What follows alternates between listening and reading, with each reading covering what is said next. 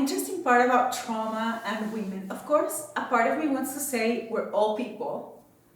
We all have trauma. Let's do the same thing. There's no need to genderize or differentiate. And that is true to some extent.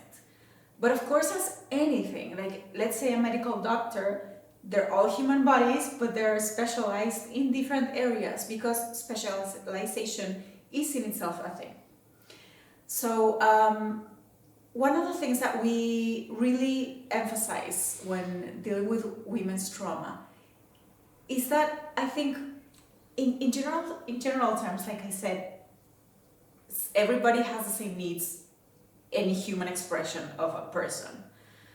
But it is a very clear thing that comes up that women's needs are not met, and this can be traumatizing in itself.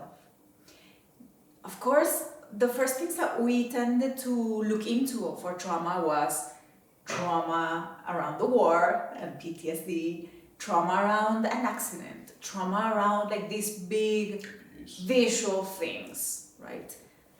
And as the trauma studies have developed, we start to go into the subtle, which usually in our human experience, subtle tends to be seen as less important, less damaging, less relevant. So we should just not look at it because it's not that important.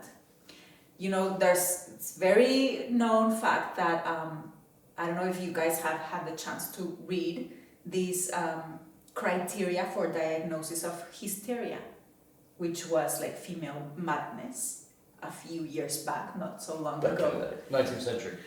And many of these were actually just like emotional needs, like a woman going insane when the husband wasn't home early, right?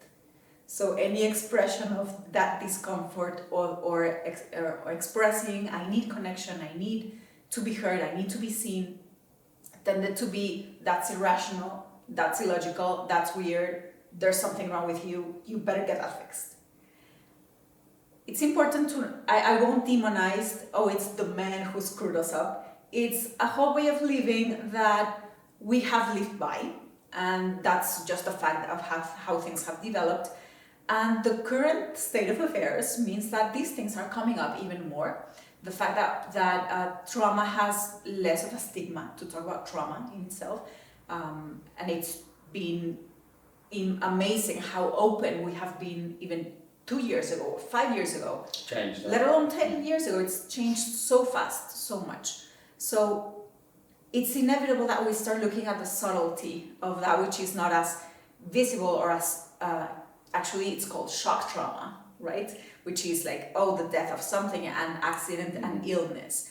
But also these more subtle things that are important causes of trauma, like neglect, like having parents who were not emotionally attuned to us, or being in a relationship where there's constant misattunement.